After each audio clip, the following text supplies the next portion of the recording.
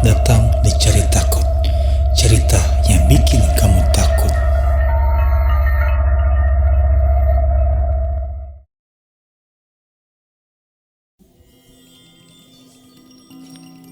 Namaku Aris dan aku seorang indigo.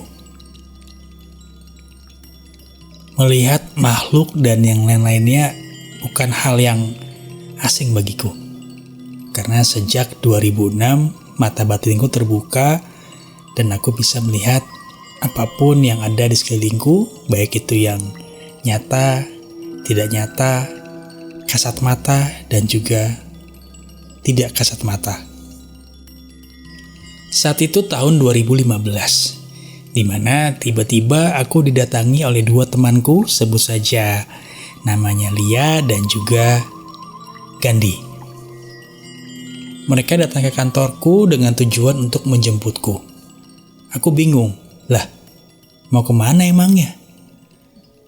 Mereka menjawab, mereka butuh bantuanku hanya sekedar untuk melihat kakak dari teman mereka yang mereka duga terkena santet ataupun kiriman yang membuat kakaknya itu sakit.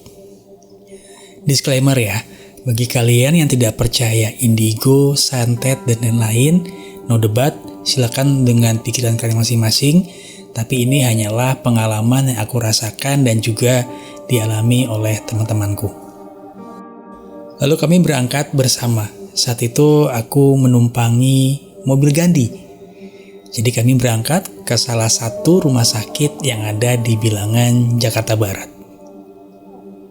Lalu kami berjalan bersama menuju ruang rawat yang kebetulan memang saat itu kakaknya dari teman mereka berdua sedang dirawat di ICU karena kondisinya semakin memburuk.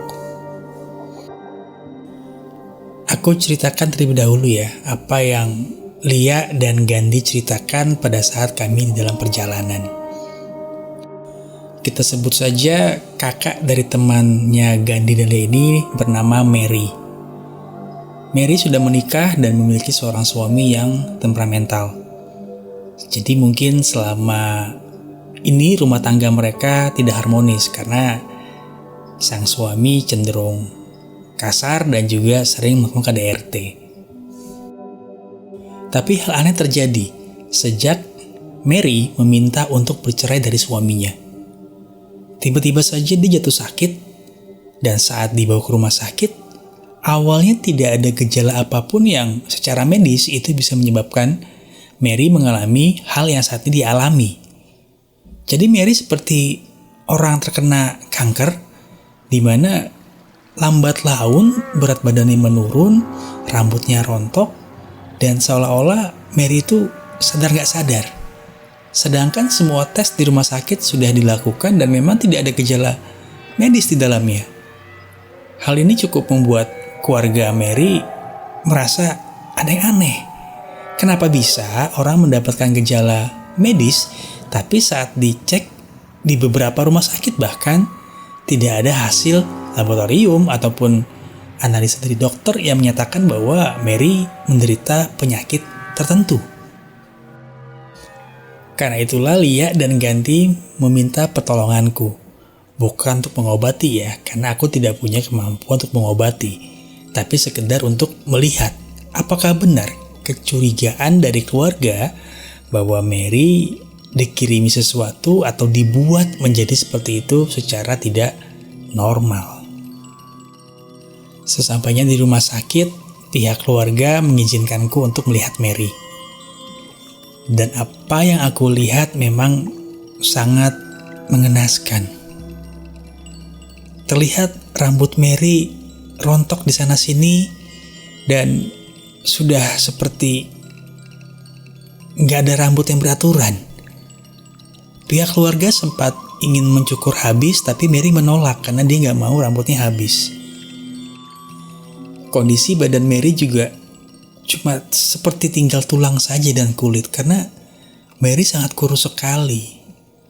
Dan saat aku hadir itu, Mary kesadarannya sudah tidak penuh.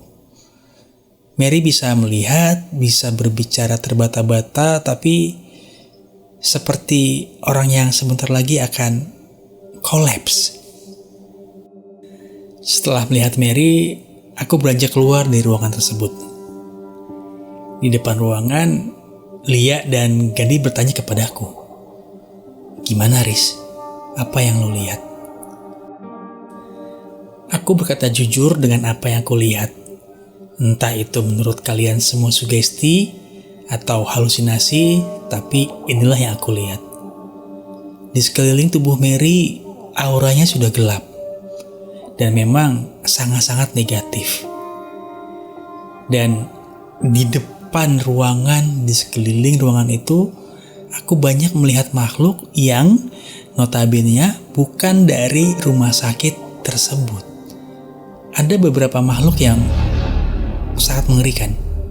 Bukan seperti kuntilanak, pocong atau apapun, tapi seperti genderuwo bentuknya.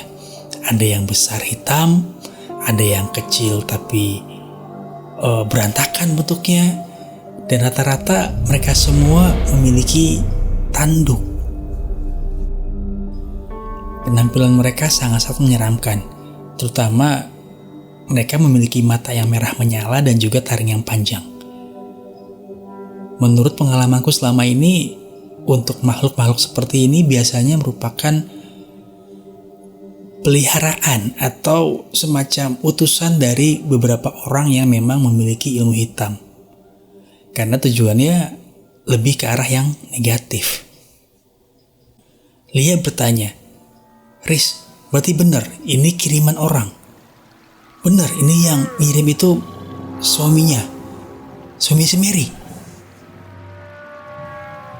Aku menjawab, "Gue gak tahu, Lia, dan gue gak berhak ngomong apakah ini kiriman si A, si B, si C.